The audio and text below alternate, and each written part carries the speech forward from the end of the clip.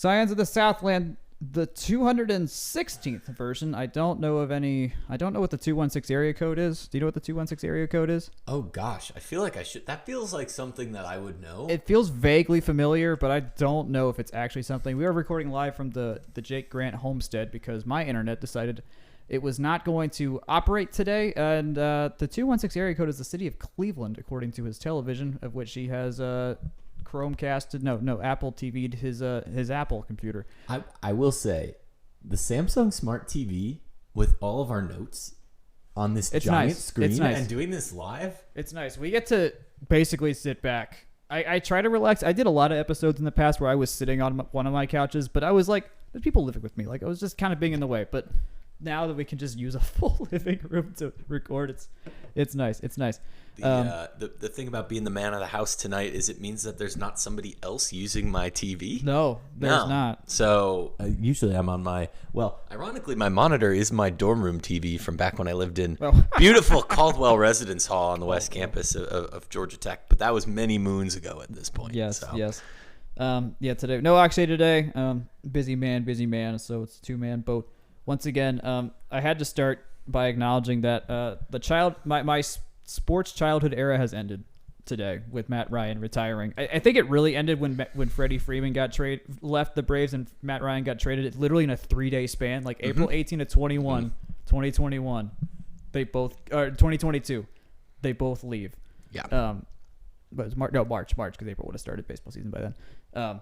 But Matt Ryan retired today, and I undoubtedly the best Falcons player that we've ever had in terms of by far, in terms of just duration and amount of wins, and the fact that he got us the closest to a ring that anyone ever has. Like, it's right now, it's pretty undeniable. I was gonna say, as somebody who didn't grow up down here, I think the Michael Vick cultural cachet of the Atlanta Falcons can't really be overstated. I mean, that's how they came onto our radar up there for the first time. Yeah. But now, having Vic was at the very, very early end of my childhood, and then by the time I was old enough to really kind of get the sports world was when he had his legal problems with the dog fighting and all that. But I still remember where I was when all that news broke. I think I do too. I think I was at my grandparents' house. The good thing is, though, is he redeemed himself big time, paid his debts and everything. Like, that man was the model version of how to rebound from a situation like that, and then put on one of the best Monday Night Football performances ever with the Andy Reid Eagles. I think he threw for like 200 yards in the first half, went up 21-0 on somebody. I don't know. They won. It was incredible to see. Anyways, I will say I empathize with you on the end of childhood feelings. I don't know if this is necessarily childhood per se, but my almost entirety of my high school was very into that peak Cub, like first getting all the prospects, and then they all developed, and then it all happened, and then coming down maybe the end of the high school college era. Jake, I like, you can see those distinct points where it's like the stake in the ground and things like that, and honestly, we're getting to the point along in doing this podcast and being tech men that, like, you'll start to hit. I guess we'll start to hit points where eras come and go. Right. Yeah. I don't know. Like, I still remember where I was when Paul stepped down too in that press conference that day. Yeah. But anyways. Next note before we get into the meat of the sports is that we had mentioned the Charitabundy Bowl, and we got 4th overall. I thought it was 5th. Was it 4th? 4th? Here's the only thing that matters is a school out east got behind us. Yes. We out-donated the crap out of an SEC school that also happens to reside in the state of Georgia. The one problem with that is I remember when we used to, like, wipe the floor with them, but I guess friendly rivalry is fine as long as, if it's going to be competitive, might as well be tech on the. When we're helping refugees, they're honestly, as long as we're doing that, that's all that matters there. Michigan technically won by a not close amount, and they tend to usually do that. So, but good to see the results of that. Quickly on the Edge Center / Fanning Athletic Center update. They have taken out more bleachers in Bobby Dodd. Not that many more, but they've kind of moved over like the fence of where the new edge of the stadium is a little bit further in as they've cleared out bleachers. And I put a picture up on our From the Rumble Seat Twitter a few days ago, and they have like taken down basically the entire ADA walkway at the corner. And they said today in the daily newsletter that the school puts out that there's supposed to be actual demolition that was supposed to happen, at least start today. I didn't actually check. But there will be pieces of edge soon to be pieces. It won't be a whole thing. It'll be pieces. So that's coming right. That's coming up soon. So if they need me with my Pickmatics, that's been getting a lot of work in the backyard lately. So that'll be an interesting. If you're a student on campus, it's a very interesting time to just have this much. We've talked a lot about how construction basically is a nonstop thing at Tech, but this is in terms of sheer square footage, this is about as much as I've ever seen at a single time in high volume areas on campus too, because it's a lot of sidewalks. It's cycle tracking along First. So in terms of the amount of it's a lot more in the connective tissue type space. I feel like, because I don't know. I remember the student center, of course, the library. I think part of that at least was maybe close to each other, but in my head it feels like it was at the same time. Right. The thing I liken it to, and I think this was the year before you got to Tech, was they had Atlantic and Van Leer, and Atlantic was shut all the way to First Drive. Right. At the same time that Tech Green was under construction. So walking along the north side of Tech Green was literally like going through a little. Oh my goodness. A little channel, which I guess is like the flip side of what they're doing on First Drive, because First Drive is just one long snake. Yeah. It's campus type deal. I remember when State Street was also closed down when they were doing Kendata stuff, and we rejoiced very mightily when they reopened State Street on the campus side of 10th Street. And I was going to say, if there's one thing that Tech has shown, it's that they can do a phenomenal job with the end products for some of this stuff. I was walking around the Eco Commons, and I don't know, I haven't spent much time there since I graduated, and it looks like it's always been there. It's still great. Yeah. I've had the Eco Commons more than I haven't had the Eco Commons since I got to Tech. So that's great. All right, let's move on to golf, which was the really big thing today. They had ACC championships. They qualified for the semifinals over the weekend because they finished top 4 in stroke play. Crystal Lamprecht did not win. The guy that won last year won again from North Carolina. I think they had to go to 5 extra holes, and they just declared it a co-champion with some Wake Forest guy. I don't know exactly. But we were tied for second at 4 under with Wake Forest and Florida State. So we were squarely and then the 5th was a few strokes behind. So we were squarely in the top 4. Things started okay. We were up 2-1 early on. It was in that 1-1-2-2 range. And I was doing timestamps. 9:25 in the morning, we were up 2-1. Fontenot and Hiroshi Tai were leading. Then just Fontenot was leading, and then Lamprecht finally got his lead at 9:54 in the morning. And then Florida State took a 3-2 lead, and then we never exactly took another lead again. Generally, and then we lost 4-1 in the end. Jake, it's at the bottom of our sheet if you want to scroll all the way down there. Yeah, I was following along with the general commentary and just general score updating type thing. But my one question that I wanted to ask you, because it seemed like you were able to actually tune in physically. So I know that the weather was bad up in the Carolinas this morning. Same reason that we saw a lot of double headers up and down the East Coast in softball. It was a weird golf weekend just in general. The entire, so many golf events got impacted by the storm. Like if you're in Atlanta, that it rained. That whole system disrupted the ACC tournament, both on the men's and women's side. It disrupted the RBC Heritage on the PGA side. Mm-hmm. I don't remember if it messed with the Chevron. They just straight up declared Wake Forest the winners of the women's really ACC, which is a little bit... It was sad. They had polls to go, and they just gave it to them because they were the top-ranked team left, But the RBC had to finish this morning, which felt kind of pointless considering Scotty Scheffler was 5 up with 3 holes to go. Nice. And he wins again. So in terms of the weather, it was colder. That's for sure. It was in the 40s in Atlanta this morning, but it was the same over there. Oh yeah. But the thing is, because of all the rain that had come through, the course was playing true, and just that wherever the ball landed, that's where it was staying. It's a good course at Charlotte Country Club, but not exactly greens that are gonna be rock solid no matter what happens weather-wise. So it was a lift, clean, in place day, but it was sunny the whole time. It was just the after storm effects. So and the thing I was gonna really drive at, and I think we're almost there, is it seemed like, based on the notes and the commentary, course is playing true, putt sticking. So I take it then that Florida State just outplayed Georgia Tech then. Yes. So they were dealing with all the same stuff. They were. No, it was that our putts were not going down at all. That was the whole thing. Christo won his match pretty handedly. Most of his whole wins came in the back nine. But as soon as we took the turn it was pretty even up to we started on 10. So that's where our shotgun start was. Once we got to the front nine on the actual course, that's where things went sideways for our other dudes, Bartley Forrester, Hiroshi Tai, and a couple others. Oh, who else played? Cale Fontenot, and I'm forgetting the last other guy. But that was the problem, was just too many putts not going where they need to go, and then that kind of just ruins everything. If you want to win a match play, you have to putt.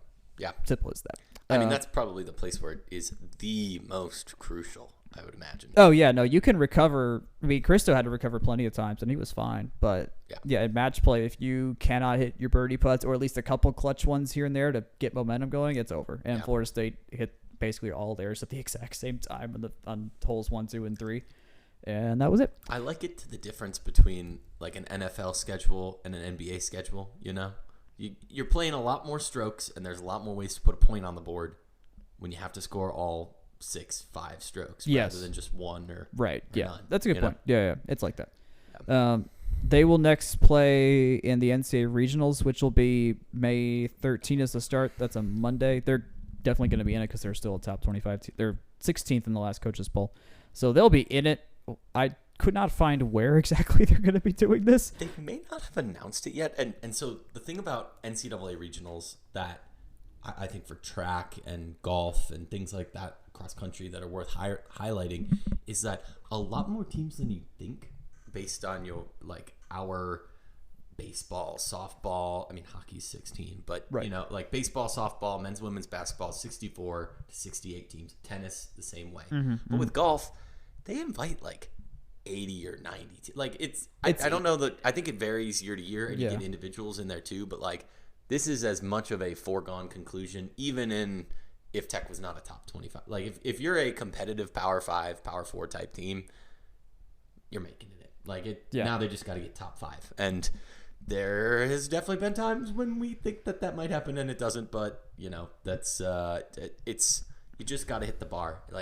Getting a regional trophy is nice, but you just got to play your way to nationals at this point, I think. Especially if you don't get the ACC title. Right. Yeah, we're going to get, I don't know, tied third, I don't know. There's no consolation match or third place match in the ACC tournament. So we were done this morning, and then North Carolina Wake Forest finished later on. Yeah, I mean, we had to scrape and claw to get the ACC tournament win last year. Yeah. And we just had a really good day at regionals and got our way to the finals. So it's gonna take a team-wide great day. We have not seen Tech top to bottom just utterly demolish a tournament and it's gonna take something like that because, as you said, there's like 85 teams that are gonna be in this. Now, not at one place. They're split them up. There's regionals for a region.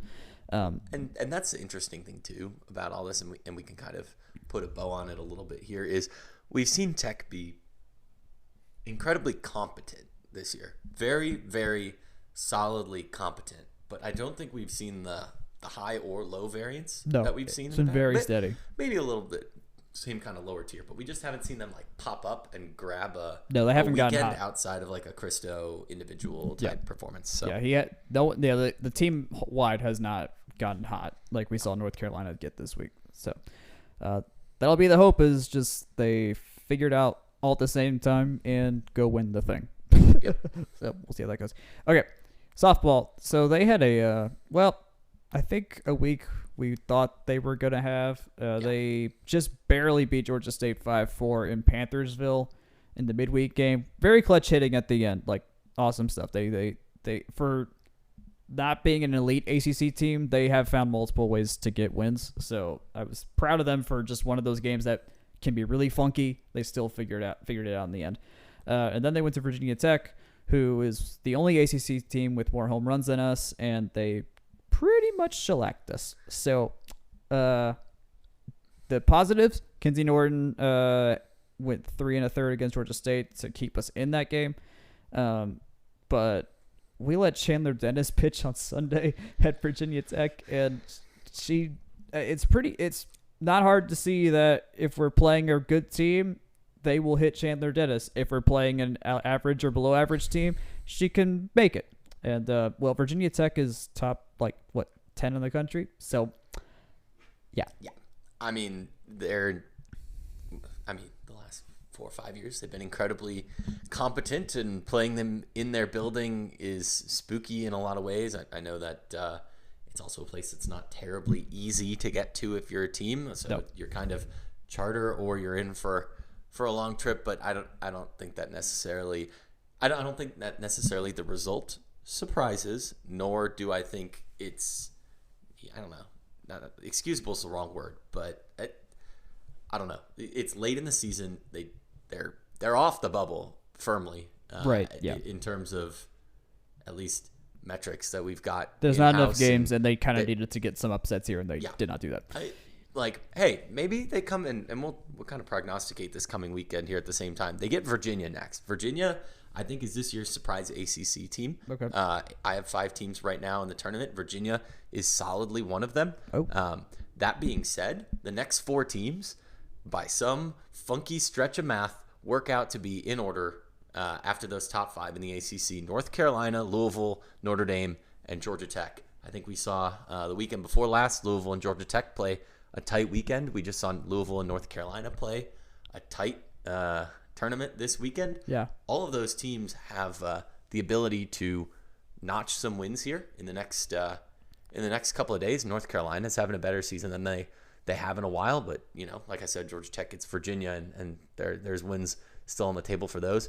It would not surprise me to see one of those 4 teams kind of do just enough, especially if you Right. win one that you may not expect in ACC times coming up here. But yeah, I mean that's our 11 through 14 teams, and in terms of bubble order, and that doesn't account for any bid stealing or things like that. Right. And yes, of course the Big 12, Pac-12, SEC is going to be the vast majority of the bids this year, with the ACC kind of accounting for a few there as well. But I don't know. It's one of those where you kind of wish you got at least one, but I can't really say that I expected to grab one against a really, really competent and highly successful Virginia Tech team. And I mean, Yeah. they've just been clicking on all cylinders for like They're- a half decade now. So. Yeah, they were 32-9 going to the series. Now 35-9. They've Yeah. won 8 in a row.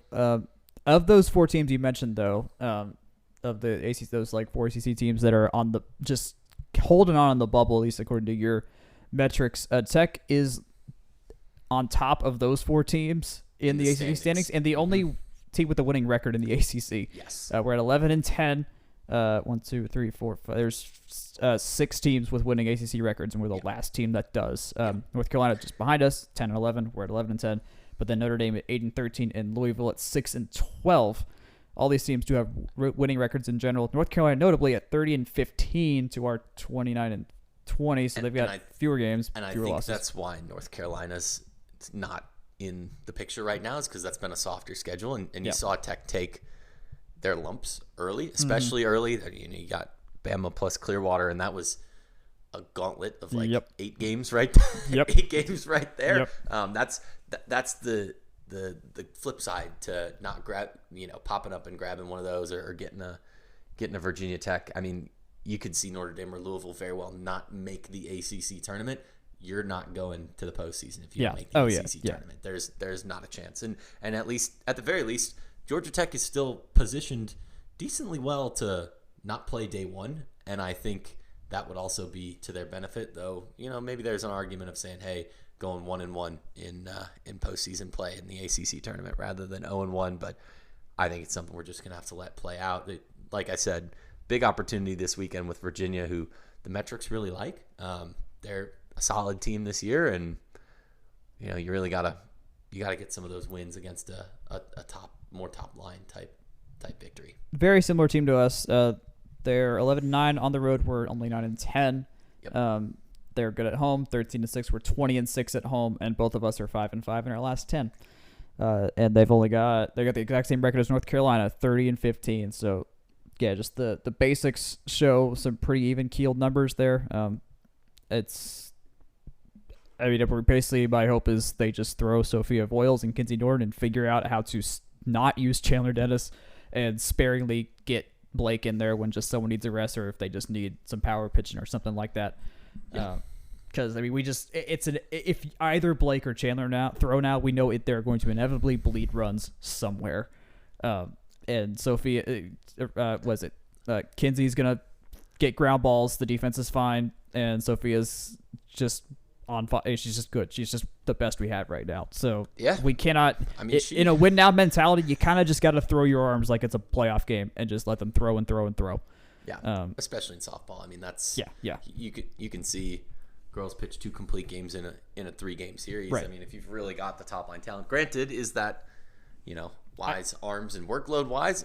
I don't know. And your mileage may vary, and they don't really do that. They kind of stay with this pitch by committee thing in games where they're shortened because of run rule. They'll let them throw the whole way because it's not a whole game. Yep. But I think that's why we saw Voiles so much against Louisville the weekend before too. So. Yeah, I agree. Softball stat line. Our friend Tyson's little thing he's made. He's got our offense ranked 19th in the country right now. Our defense, which I believe includes pitching, at 174th. Yeah, that tracks. So that makes sense. And overall in the country, he has us as the 69th best team, dropping 8 spots via losing to VTech. So it could have been worse. I don't know. I mean, that's at the end of the day, like, this isn't an exact science, but the fact that his offensive and defensive metrics profiles very similarly to our schedule and results-based metrics, I think that only reinforces how I think we kind of sit in the grander scheme thing. Yeah, so it tracks. Also, Tyson, shout out. Finally got to meet him. Cool dude. Next up, we play Kennesaw State at Mewborn on Tuesday, and then our ACC finales against Virginia. Or no, then we go to North Carolina, right? No, we already did that. Did we already do that? Hold on. We should have had the schedule pulled up. Yeah. Wait, a week when we're not playing the schedule game? What the heck, Jack? We literally read the schedule out loud. I mean, it's all vibes based, you know? It is. Well, either way, we got 4 home games this week, so please do come out if you're going to be there. I know I'm going to be there. I guess this is coming out on Tuesday. I'm going to be there tonight. And then I will do my best to be there for some of the weekend. Now we're scrolling down. No, this is it. Play. These are the last 4 games Tech has before ACC tournament play in Durham, North Carolina, which will come. It'll come midweek. We got midweek, and then it looks like also a week and a half after we're done. So we're gonna have some rest time. And I will say there, I think that's one way that,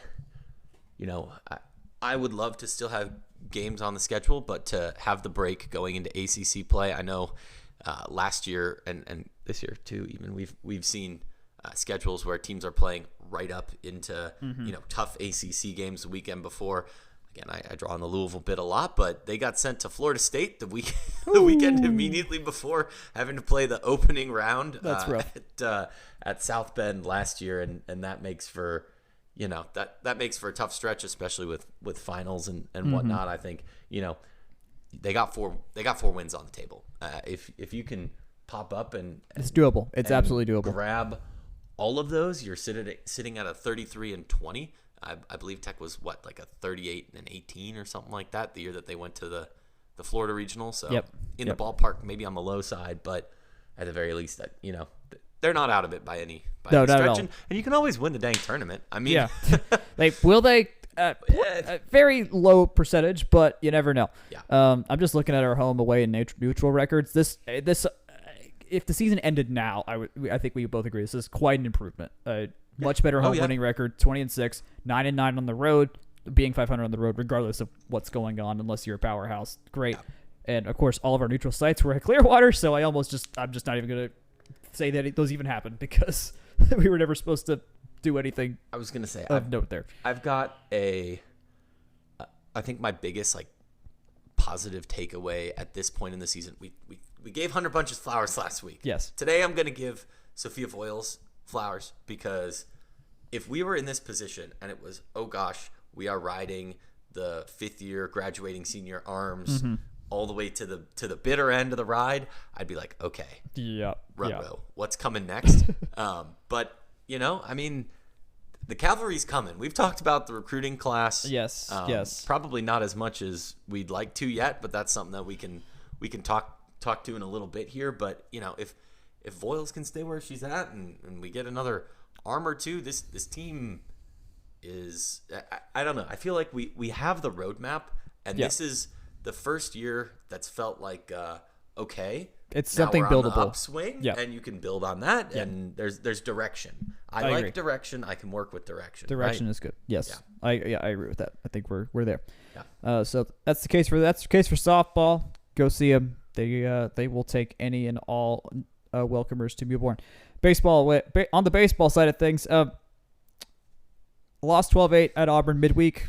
Tough sledding there, but scoring a lot, and that was the theme of this entire weekend. Was we once again beat a ranked team, in a 3-game series. We have somehow beaten all of North Carolina State, Virginia, and Virginia Tech, and did it by just doing it the Tech way, outscoring the crap out of whoever we were playing. And we actually had some decent pitching this week. This was a 2-1 series win. We won 13-2 on Friday in 8 innings, lost just barely in 11, 8-7 on Saturday, and then won 17-12 in not a football game, a baseball game on Sunday. I am getting just massive football vibes from these guys. Yeah. Just like, why is this happening only now when the best offensive teams, Virginia is one of the best offensive teams in the country. Our pitching has been a problem spot this entire time, and yet sure enough, Vinatieri throws 6 2/3 on Friday, his career long, gets 8 strikeouts. Ben King throws 4 innings, his career long on Sunday. Mason Patel gets out of 2 bases loaded jams to preserve the 5-run lead, of which we had already scored 17 runs on 25 hits. This is madness. This is is this the kind of baseball we have to play to win? Might be. And that's the thing too, is like the high, like, again, Tech went on the road to Charlottesville to beat a Virginia team. I would say that the national rankings probably like them a little bit better than the numbers do, but that's what happens when you are a program that has shown the sustained success that Virginia has. You kind of get the benefit of the doubt there. They've won the games, like I don't think their non-con strength of schedule is quite as good as the rest there. But I think I don't want to just jump straight to Virginia, and this is something that I see a lot of college baseball takeover, the take economy, if you will, built around is that you got to win the weekend. You got to win the weekend. You got to win the weekend. Well, Georgia Tech went on the road to Auburn last week before going up to Charlottesville, and in that game they lost 12-8 to an Auburn team that's not quite what they've been in the past after giving 8 runs up in the bottom of the first. I forgot about that. Yeah, most people did, because you get some great, you sandwich 2 great weekend wins. I mean, granted, there was a run rule game against Virginia Tech in there, and you probably would have liked to win that extra inning game at Virginia, but I think the Auburn game's as emblematic as this season as anything. They give up a ton of runs, they fight almost all the way back, and then just let it go late by giving up 4 more. This whole week gave us both versions of what happens when you're just too bat dependent. Is that you can still score 8, which should win you most baseball games all the time. But when you're us, and we're the last year as well, where we'll do something like this, where we score a bunch in the first inning, and then oh no, we have to play 8 more innings. And figure out what the next 8 innings are going to be like. It happened, and then and then you bounce back from that by scoring 13 and winning in a run rule. We outscored ostensibly top 10 team. I know we outscored Virginia. What is that? 21, 38 to 38 to 21. Yeah, by 17 runs. My goodness gracious. Yeah. The thing is that this is baseball, and you could do that and win 1 game as well. I mean, look at that. We have scored. Let's go in a row here. We have scored, dating back to Virginia Tech series, we have scored 11. 1 loss, 19 win, 11 win, 8 lose, 13 win, 7 lose, 17 win. So we have to score 10 runs to win a game. Yeah, pretty much. Okay. And I feel like that's perfectly describing this team the last couple of years. And that's what's I think the perplexing thing about it, and the biggest thing there is, like, you and me saying that this exists. Like, how many times and ways can we say that this is the problem? Like, they're in a crowded ACC, and again, to kind of lean on to do some schedule reading numbers, Georgia Tech is sitting firmly off the bubble. I mean, there's a lot of good teams in the conference. You figure that out of the ACC, at the absolute most, you'd see it's a lot of teams, 10 or 11 make the field, Yeah. and there are certainly, I'd say, at least 9 or 10 worthy teams. Yeah. As stands. Now, do I agree with maybe some of the placements in there, and you go, oh, well, Georgia Tech, they beat Virginia and Virginia Tech in a series. They swept NC State. Well, yeah, they also got swept by Boston College. Yes. They also got swept by North Carolina. It's a team that's been hot and cold, but even more so than softball, who has 4 games left in the regular season. Georgia Tech's got a lot of runway left on the baseball schedule in terms of. Well, we mentioned last week. It's like you had these are, or was it last week or 2 weeks ago? Like these are the games you just have to start winning. Like you have to win now if you're going to at least give yourself a shot. Come down the stretch to be probably looking good to be in the ACC tournament. We're not that worried about that right now, but to have a shot to get one of those like 55 to 64 slots. And then end up playing. I mean, if we play a regional, we're gonna probably get Southern and Coastal. We probably go to Coastal Carolina or maybe Athens, ECU. and then something. Yeah, it's gonna be that. brutal no matter what happens because Southeast baseball's good. I'll note what some dudes did during this. Drew Burris has got 17 homers now. He hit one, I believe, in the Sunday. Yeah, in the Sunday game. He is now 1 away from tying the freshman school record set by Jeremy Sladen with 18 homers, I believe, in 2002 was what I saw. Matt Ellis got ACC Player of the Week. He hit 500 with 6 hits, 7 ribbies, a homer, 5 walks. That dude was on base way more often than not. Well, and as I recall, I think I was listening to the radio, or maybe I was talking with somebody in real life. These things run together. I believe that's with Alsense going to a mixed DH catcher type setup for Ellis. That's kind of correlated with his nice little uptick in the last 2 I weeks see. here. That's nice. That's nice. I do, yeah. Catchers, as we saw with Travis d'Arnaud. I wish I could cite that conversation, but I sadly cannot. Oh, dear. Well, okay, catcher's doing well between Matt Ellis and Travis d'Arnaud in Atlanta. RPI-wise, big jump to 13. Jump 13 spots to 61.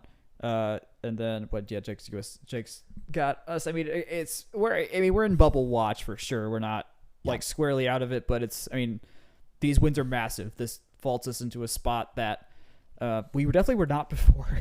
But you got to follow it up. You got to as you mentioned, this is so up and down. Consistency is going to be a huge factor here, and just winning late and getting hot. I mean, if you want to win baseball playoffs, as we have seen in all of the MLB playoffs basically ever, you got to get hot at the right time. Yep. It is totally fine if you play 500 ball into the last month of the season and then just basically just go on a massive streak. So we need that to start happening. Yeah, and they're going to get a couple of weekends coming up here. We'll see it just this weekend. Miami comes to town. Miami's got a losing record this season. Traditional power, but it is an ACC weekend. Oh gosh, I didn't notice how bad their peripherals were, so maybe that won't be helpful. Yeah, I don't think it will be. Dang straight, got Clemson for 3 and Duke the weekend after that, followed by Florida State. I want you to just take a little gander. Well, I'm looking at the ACC standings. Do you know where those guys slot in? Because it's quite high. So I see Clemson and Florida State have a combined 15 losses. So I'm guessing not in conference. That's overall. Overall. Yeah. And a combined 12 conference losses. Yeah. So I'm guessing somewhere in the top, they're definitely making the tournament no matter what happens at this point. Yeah. And then Duke has 29-11. Yeah. It's at 13-8 in the conference. We are right now sitting 5th in the Coastal at 9-9. We still have games in hand, and so winning these sweeping this Miami series is gonna do a lot to help our standing. Is give us some cushion when we have to play 3 of the best teams in the conference, and therefore 3 of the best teams in the country. If we win all 3 of our games, I don't know if Virginia Tech is playing, but in the case that they don't, we would get all of our games in hand back on them and be 12-9 as well. So must win. Yeah, it's time to make things happen, because again, like I said, there's slightly more time, but you don't really want to be on the outside looking in a very crowded ACC slate. No, it would be a nice change of pace to just feel like we have a real shot come the last bit of the season. I think by this time last year, we were not at all confident that they could make a change here, but there's somewhat of a change. Like these late season wins are somewhat changing, and we're seeing some at least flashes of good pitching that you need to at least hold games. And can I get into the numbers on just one more little piece? If you think about it, playing the ACC teams more, the good ACC teams more at the end of the slate, your RPI is driven by the records of the teams you play. Good point. As well as your record, as well as the teams they have played. Yes. So you're essentially minimizing the Radford in there, while Right. maximizing the Clemson. Yes. if Yes. that Oh, tracks. good point. Good So point. you do need to win a couple of those, but it kind of, the strength of schedule type metrics come up, the RPI metrics come up, the opportunities to get those good wins are there. And absolutely, if you're taking a weekend against Clemson or Florida State, that's going to put you in a quite nice spot because really no one's been doing that this year. So Yeah. except each other. Yes. Okay. It's a helpful way to think about the RPI. You want your harder games to come later after you've won your easy games, which, that's kind of how it does work out considering how non-con schedules play out. Yep. Okay. I'm going to take a water break and you're going to read about section 103. Yes, I am. And I'm going to be pitching you on Drew Burress. As noted previously, you can get a Drew Burress jersey. He's number 8. He is very close to being at least the most powerful hitter as a freshman that Georgia Tech has seen.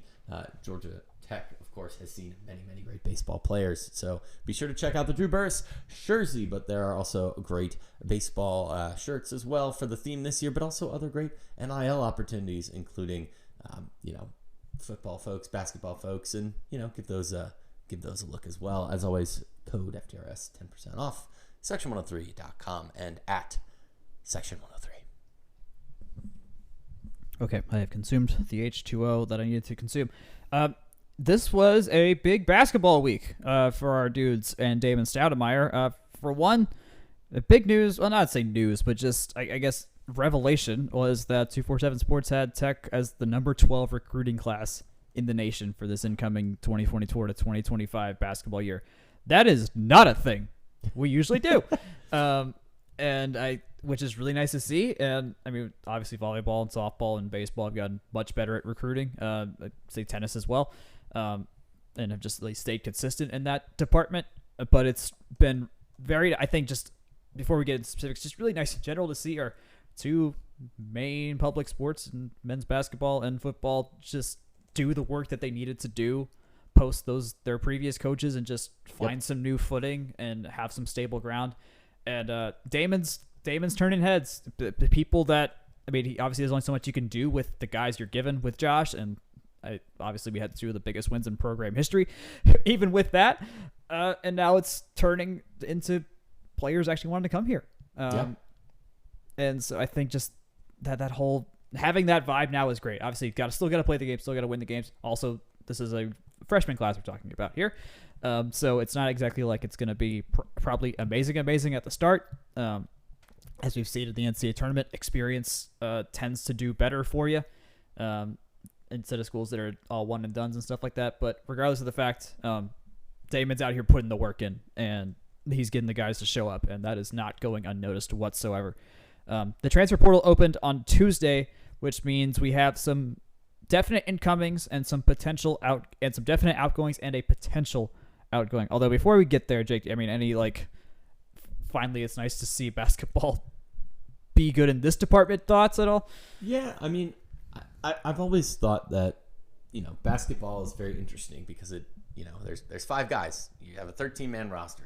It's so inherently different than, like a baseball or softball, to say nothing of football or like swimming, where you got to have a stud at every single event, and win every relay type thing. Or, a football, you need, 2 lines of depth on both sides of the ball. Like there's a lot of just variance that can go into recruiting basketball players. I think that we saw kind of some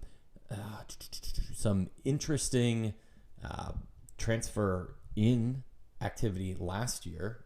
I don't necessarily think that all of it panned out based on the outgoing that we saw kind of coming the other way. But, I think with having another year under his belt to identify being a key word there, you gotta act fast if you're in Damon's position last year. But also, the variance was high this year, but they had great wins, like you said. They did. I think that, you're throwing a starting point guard out there that's a freshman. You're throwing people high school senior had to identify quickly onto a court. hey, if this turns into like a It's build, wild that it worked that well in that context. Like I mean, especially in this day and age with how basketball's turned over so fast. In the one of the most chaotic instances of just settings of college basketball we've ever had. Of course, I say that, and UConn's won 2 titles quite handedly in a row. It's very impressive what he's doing. Okay, so transfer portal stuff. We have lost at least 2 guys. Ebenezer Duona has gone to James Madison. Tafari Kapari has gone to Maryland. Mm-hmm. I would not say those are program changing departures whatsoever. I remember our friend Asa Waters saying, when you look at Kapari, don't look at the stats. And I think that still holds. He was in flashes. He was still fun to watch. Like you totally could see the athleticism there. And like the intent to like get something done, but there would be the times where he'd like drive up to the basket and then the ball would end up behind the drum kit. So I don't blame him for maybe trying to find a new start, and I think you probably could see the forest for the trees here of what's coming on Taman's team, and he was not going to have an important role going forward. Yeah, and I think just kind of reminiscing just a little bit, indulging. That is probably the phrase that has been uttered on this podcast this year that has defined most how I've thought about a player or a team. Don't look at the stats. Don't look at the stats. That's like every time I'm like sitting at a game or watching, I'm like, oh, yeah, don't look at the stats. That's fair. That's fair. Yeah. Duona going to James Madison. I mean, he was in and out of the starting rotation. There was the definite 4 starters we had in George, Ndongo, Kelly, and who am I thinking of? Somebody, and then there was just the rotating 5th guy. Oh God, the other 3 guys that was shooting threes. I'm so bad. I'm forgetting this. Oh my God.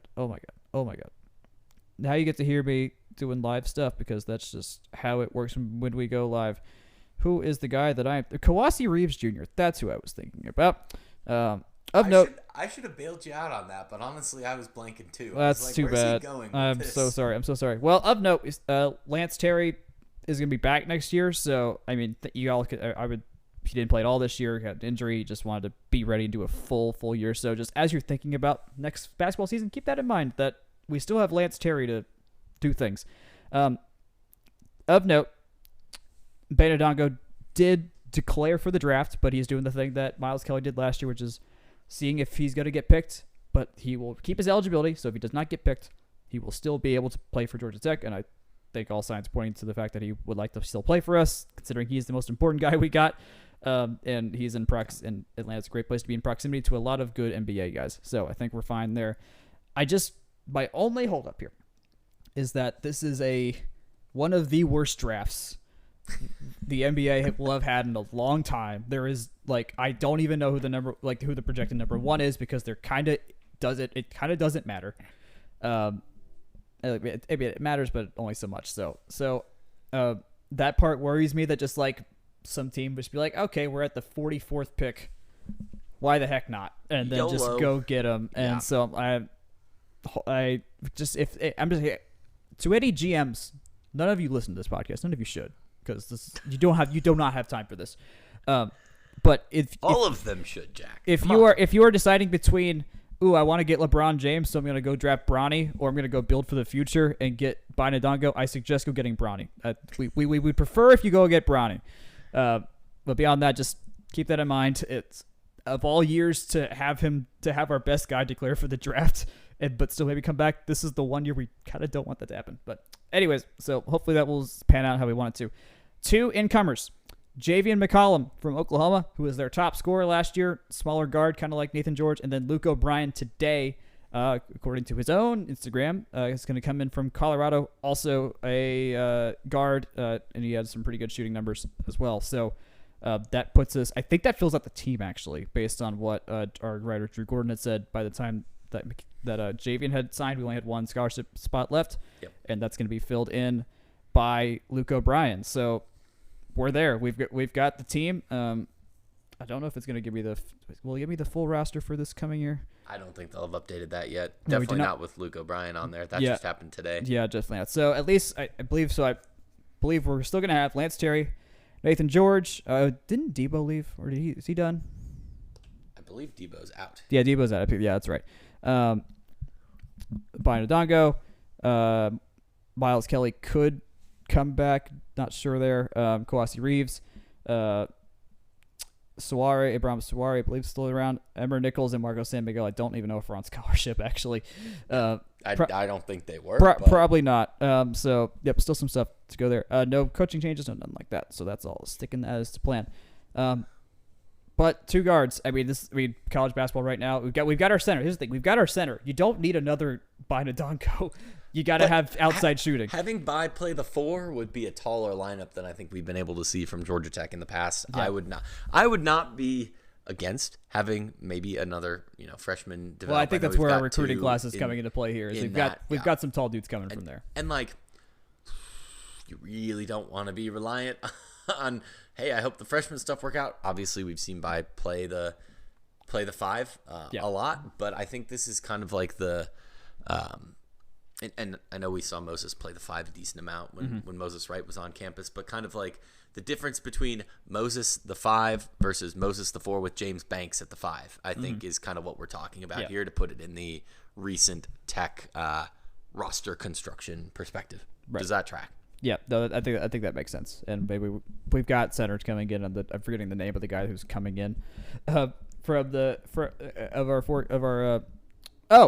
Dorian Onwuchekwa. That's the guy. That's the guy we got. He's a 4-star big man that joined our recruiting class. Yeah, he's 6'10", power forward center. So there you go. Honestly, it sounds like he profiles pretty similar to Bai based on the mixed role there. But honestly, I also feel like a pure 5 is pretty rare in this day and age. So yeah. I'll quote Drew here. He's on defense. He's got a 7'3" wingspan. Will immediately be an asset. He's on the skinnier side, but he's got some heft. He says far more than what Cole Kiroak had. Good ball skills. Got some touch around the rim, which is good because we have certainly lacked big guy touch around the rim in the past. So that's going to be, hopefully he'll develop nicely. And then I think our last men's basketball note is that Jose Alvarado is in the playoffs with the Pelicans. They got the last play-in win, and so they're facing Oklahoma City right now, who is the 1 seed in the Western Conference. They already had 1 game. They only lost by 2, but there's more games coming up this week, so there's some of Jose Alvarado's biggest games he's ever gonna have played against Oklahoma City's young. They're probably gonna beat New Orleans, but a lot of teams are prone to upsets, so I think Oklahoma City, just being so young, gives a shot for Jose to. I think if he's ever going to have oh my God, he did this thing and won a game, this is of the best chances he's going to have in a Pelicans uniform to do that. And he's so fun to watch still. If you haven't seen Jose play in the NBA after you watched him at Tech, all the fun things that he did at Tech, he's still doing in the NBA. None of it, he has not chilled out on any of it. It's just even more intense and against much better players, and he's operating at the same level. Jack, I think your implication of upset-prone NBA playoffs is the antithesis of everything that I've heard about the NBA over the last 6 years. I have said that, years, but Oklahoma City only won by 2 in game 1 against New Orleans, and New Orleans does not have Brandon Ingram right now. But they also have Zion, and if Zion can be the Zion we have at least seen him be in the past, that makes things interesting. That makes things very interesting. The Pelicans are just one of those, and the NBA is, and this is an NBA podcast, but I'm going to indulge myself here. I feel like they just have such a collection of characters, and they exist at a mildly competent level. So I think it makes for interesting basketball, and the upset potential. I totally see where you're coming from there. But yeah, gonna be fun. Of course, if we get more basketball stuff, that'll get updated. Drew Gordon's doing a great job for us, keeping some stuff updated on the website. You can go there, and I'm doing my best to post it all on our Twitter as well. Okay, last little bit here. Let's go quickly. Men's tennis ACC championships beat Louisville as they were supposed to 4-0 in their first match, and then had to play Wake Forest. And as we know, if there is a tennis team from North Carolina, they're spooky. It's not a good sign if you're not also from North Carolina. We are not. And we lost 4-0 in our second round match, so that is the end of the regular schedule. Jack, I've got a question. Uh-huh. The phrase "stick a fork in it," that usually has a negative connotation, right? Or can it just kind of convey that it is decided or done? I think that's more the latter here. Okay. Well, stick a fork in it. I'm saying it now. They're in the field. They're in the field. Oh yeah, no, I think we can agree on that. Yeah. They are comfortably in the field. I would be at least Andres Barton's Andres is playing singles at No, least. So the yeah. team is going to be in. Okay, They're a great. top 30 team by every metric. Yeah, in terms of rankings. They finally did the thing that we've been prognosticating for like 4 seasons in a row. Of Winning like, enough, yeah. Time to turn the corner. Yep. The corner has been turned. Hey. They're there. They're going to be playing more. Let's You do heard it. it here first. If you want to tune in next Monday night, April 29th, the men's and women's selection show's in. And I'm going to call it a second time. Stick a fork in it. The women are in. Both tennis teams are going to be definitely dancing. in, yeah. At very least, tennis, and golf to close out the spring. We'll see what happens with track individuals as well as baseball, softball. It'd be down really the stretch. cool. I mean, we're gonna golf and tennis squared absolutely happening. It'd be really cool if one of baseball or softball could sneak their way, and that'd be a nice. I think that would be more than we expected, probably. I think more than we reasonably expected, but in my head, and maybe this is me being unrealistic, is I feel like at least Georgia Tech baseball or softball should be in, and the other should be a bubble team at worst every year with the pedigree that these programs have. But this year they're just both bubble teams, so that's where we're at. And who knows? Like I said last week, baseball has enough leeway on the schedule that if they win every weekend from here out, like that's a scary 2 seed versus not making the tournament. Right. So there we go. The women lost 4-3 in their first match against Clemson, which is not a good loss for us, I would say. So not great there, but as we said, they're basically a sure bet to make the tournament field. So was that 23 straight NCAA tournament appearances for women's tennis? Was it 23 or 24 this year? I think it's every year since either 2000 or 99. And I believe that's also all of their tournament appearances ever. The one blip is 2020. So whatever that math works out to be is that. Minus COVID. Cool. All right. Yeah. Great. So that's where we're at. We're in that as we've been saying about 18 times here in various forms and ways. We are in the final stretch here for the spring sports. So gonna be good to see at least see them do those matches. Our postseason so far just as an institute. Yeah. Football bowl win. I know that most people probably do not listen to the very last second of this podcast every week. So I'm going to plug this here while we still got some content to talk about, including Eric Singleton Jr., who we'll get to in a sec, speaking of football. We're talking about the run-up to the postseason here, which is very real, and it's coming.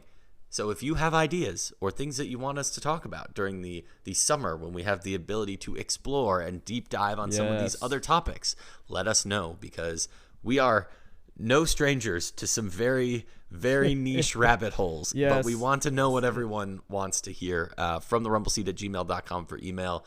You can, tweet at us or things like that too. I think we do a decent job of reading the comments on the site too. But the summer is coming. We got postseason play before then, but yeah. We've got some ideas that we've thrown out there, but yeah, there's enough space to have whatever you guys feel like making us talk about. This is an earnest call for your feedback. Do it. How's that? I know at least 80 of you out there listen to this every week, so tell us something. Okay, moving on. I forgot. I was running down postseason success so far this year for Tech. Football, win a bowl game. Volleyball, get a massive upset win against Florida to make the Sweet 16, and then face Nebraska. That's it. That's all we've done so far. Oh, well, women's basketball made the WBIT, so at least got to something. I don't know if that counts in the Directors' Cup, though. I think that's just NCAA Oh, good point. finishes. So that'll be a 0 on the old scorecard. That will be. All right. We've got two. We're of the ones we've made. We're doing all right. And I think it count. I should look this up. But Swimming made the NCAA championship. Yes, but I think the guys you have to made score a point in order to get a point there. Don't quote me on that. Okay. But I don't think we scored a point. So. Gotcha. I know that. Well, the men, they were there. The men were there. They got wet. They were at least there. They acquired water on their body. Okay, and then these are the rest. So track and field. These are not the teams that are notably great nationally of our spring sports, which are usually quite good. Eric Singleton Jr. though had a fantastic thing. We had the Georgia Tech Invitational, which this is the first year I'd missed this in like 3 years. I totally didn't realize it was happening, which is on me. But yeah, he ran the 100-meter dash. He ran Eric Singleton Jr., our wide receiver who just came off the spring game, ran a 10:32, which is 8/100ths off the Georgia Tech record in the 100-meter dash. but also it's 12 100ths off his personal best. Oh my God.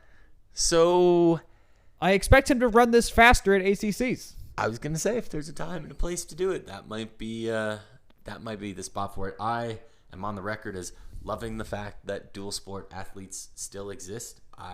Yes, it's fantastic. I encourage, if anyone's with any department out there, and even the thing that I think, Jack, you and I can both vouch for, not that we both went varsity in anything, but being, rounded athletes and having a variety of experience was certainly enriching at the very least. It is. Our experiences. Yeah, you don't want to diminish the people that are like train in their very particular sport, and then some other dude just walks in and is like, okay, I'm gonna just be the best at this in a second. Yeah. But if we're gonna have athletes that can just like Eric just show up, I mean, also he does a position in football where 85% of the position is running in a straight line.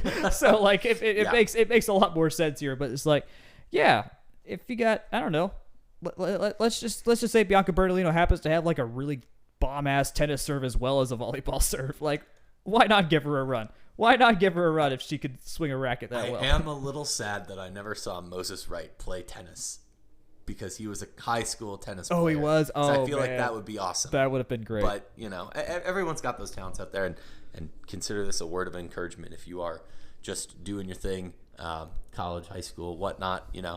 There's value in, being a band geek and playing two sports, or, enjoying the clubs that you do too. So, this is my encouragement for, exploring all those various interest aspects. This is also where I'd like to request that if anyone from the Georgia Tech CRC happens to listen or that works at the CRC, I know there is a very reasonable rule that it's in place where athletes on scholarship or who are on any of the teams can't play intramurals. Like if you're on a team, if you're on a team like one of the actual NCAA sanctioned teams, you cannot play said sport in intramural, and they never do. Said sport. Yeah, I was gonna say a bunch of football players definitely dunked on my my floor team in intramural basketball. I never came across playing any. Ago. Well, I did not. My basketball leagues never came across any of them. I think I was playing like co-op leagues or something like that. Yeah. But I'm just saying it'd be cool if at times, I don't know, if just let Aisha Moon-Aronoff just play a couple games and just go out there and ball against some dumb dudes. Like it'd be really fun. I remember who was on that team, because it would be some great dude remembering. But oh man, I remember showing up and being like, yeah, the boys are not gonna win today. I think it'd be fun. I think it'd be cool if there was like an athletes division, and you could draw a crowd by like having the swim team play the golf team in kickball or something like that. Like that'd be pretty cool. Okay, anyways, we're off track here. Track and field, I mentioned Eric Singleton, 800ths off the 100-meter dash record. It'll be so cool if he gets that in a future meet, because I got some time for that. Jake, do you want to take me through anything else of note from this meet? Yeah, I was going to say there's a bunch of first and second place finishes. I don't think we have the time or wherewithal to run through all of them, but just know that lots of seconds, lots of firsts in a variety of different events. One thing that I did want to pull up real quick is just which other teams were there, because I don't think we touched on these numbers yet, but the U.S. track and field and cross country coaches of America, they do put out a aggregated ranking of teams, and Tech has slipped a little bit to 136 for the men and 139 for the women, which is a little bit lower than they've kind of been in the past. I went looking for the like a meet recap box score, like psych sheet swimming type deal, because they usually post them, but didn't really get anywhere for that, because I was trying to figure out who else was there, because that kind of helps me frame how to feel. And I know in the past the Yellow Jacket invites had some more folks at it than the Georgia Tech one, but yeah, this one I think historically it's been like some like nearby schools, of course, and a lot of like the D2, D3 lower schools. Some unattached folks too. I go back to the picture though on the screen there. I do see my friend Harrison Fultz has had a senior day. Harrison's a solid dude. Glad I got to know him. So all my friends are going away that were athletes on campus. It's so sad. Yep. Anyways, and then time stops for no one, Jack. Oh man. Oh well. Up next for Tech, the all-historic Penn Relays this coming weekend.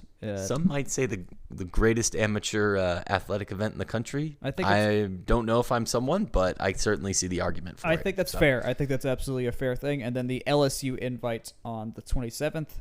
LSU. Speaking of LSU, they won gymnastics. Women's gymnastics this past weekend. Gotcha. I was invited to be in a NCAA gymnastics betting pool because someone needed to pick LSU to round the field out, and I said no because I want LSU to lose in everything. And I would have won money if I had just gotten past myself, but I did not. Okay, Club Lacrosse, number 8, Club Lacrosse. The big news here is they are now the SELC champions. They beat Florida 15-10 in the final after beating Florida State 17-16 in the semifinals. Take me through this. This seems great. Yes, it is great, and the only thing that's not great about it is my typo. It was actually 16-10, so I set you up poorly on that one. Oh no, we scored another goal. Oh no, yeah. Georgia Tech finishes the regular season at 13-3. The SELC is a great league, so it's nice to come out on top of that. They were tied and close at the half against FSU and Florida, respectively. I did see a box score for the FSU game and noted that Joseph Rose and Pierce Quarles combined for 7 goals. It was tied as late as 11-11 against FSU, and then Tech kind of put things away from there. Florida State did crawl back, bringing it within 1 with 53 seconds to play. So certainly was they got out by 4 goals, but they did not stay out by 4 goals. The Florida game, by contrast, they kind of dug their way out of an early hole. But from there, if you think about scoring margin the rest of the way, that would have been a 16-7 margin after being in a 3-0 hole. So very nice way to finish that off. The Nationals bracket is not yet available, but they'll certainly be in the field with the SELC win. Yep, that'll be how that goes. Big stuff there. I think we mentioned Ken Lovich at 400 wins now, 300 to 400 wins all time. So that's big stuff there. Good to see these. I mean, these dudes are it sucks that this is not a full-fledged sport on campus because these dudes would absolutely be rocking our world and would be, up there with golf and volleyball in terms of easily the best teams on campus by far, I think. And the ACC, of course, is good at lacrosse as well. Yeah. And so we'd be seeing them play the Carolina schools that usually dominate the sport. Syracuse is pretty dang good, Syracuse is good as well. And so we'd be playing legitimate teams all the time, and we'd be really good. I don't know if we've done like a history of the sports that are no longer varsity at Georgia Tech episode before, but that might be a good idea to pocket for this summer between wrestling, boxing, rifle, men's gymnastics, and especially lacrosse with how much it's kind of still in the front of the mind. I think I'm going to put that one in the brain box. All right, I think that would make for some good stuff there. But in the meantime, we've already done the summer plug, but you can always email us from therumbleseat@gmail.com. You can find us at fromtherumbleseat.com. You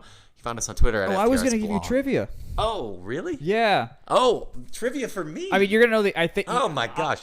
This is like an entry exam question, really, because it just came up during work at all today. Is it from the book I loaned you? Yes. Of which I have 2 copies. Yes. What year was the first Tech Georgia game? The first in football. Georgia Tech game was 1893. Georgia Tech won 28-7, 28-14. 28-6. 28-6. That's what it was. I knew I was doubting myself for the 28-7. The year is also correct there. I'll note for those that don't know, and this is why, if you ever have a Georgia fan just being like, haha, you're Georgia Tech, just let them know that after we were winning, actually while we were winning that game, Georgia was such sore losers that they just started throwing rocks at our team. Yeah, they chased us out of town, Jack. They chased us out of town. So just remember that. They are sore losers. Yeah. And that's how that is. Okay, you can finish the outro. Anyways, that book, by the way, is Wallace's Dress Her in White and Gold. A highly recommended reading for all Georgia I did figure Tech. out the 1963 edition is available online at the library. So you can also read it there. Oh, perfect. For free. And also the archives that the library has, just a general plug there, quite good content if you're looking for old techniques or old photos or anything like that.